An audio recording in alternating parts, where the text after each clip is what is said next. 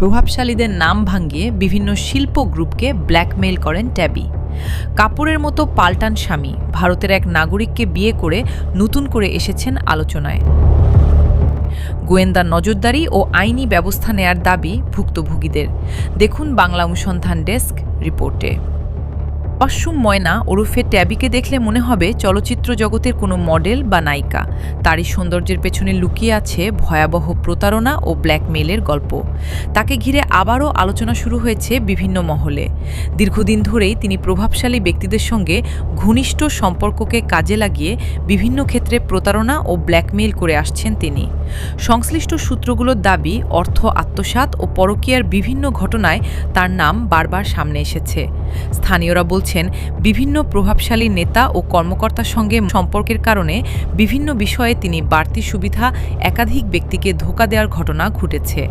তার একাধিক নিকটাত্মীয় জানিয়েছে, তাবাস্সুম ময়না ওরফে ট্যাবি ২০২২ সালে প্রায় ৫০ বছর বয়সে ৩ দশকের বছরের সংসার ছেড়ে ৩টি বড় বড় সন্তানকে ফেলে একজন ভারতীয় জিম ইন্সট্রাক্টরের সাথে পরকীয়া সম্পর্কে জড়িয়ে পড়েন এবং পরে ওই পরকীয়া প্রেমিকের হাত ধরে পরিবার ছেড়ে পালিয়ে যান।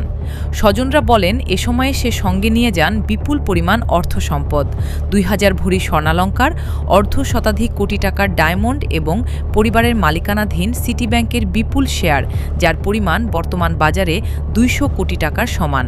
ভারতীয় জিম ইন্সট্রাক্টর তার বিভিন্ন অনৈতিক কর্মকাণ্ডের জন্য বাংলাদেশ থেকে ডিপোর্ট হয়। তবে এসব অভিযোগের বিষয়ে জানতে তাবাস্সুম ময়নাকে একাধিকবার কল দিলেও তিনি ফোন রিসিভ করেননি।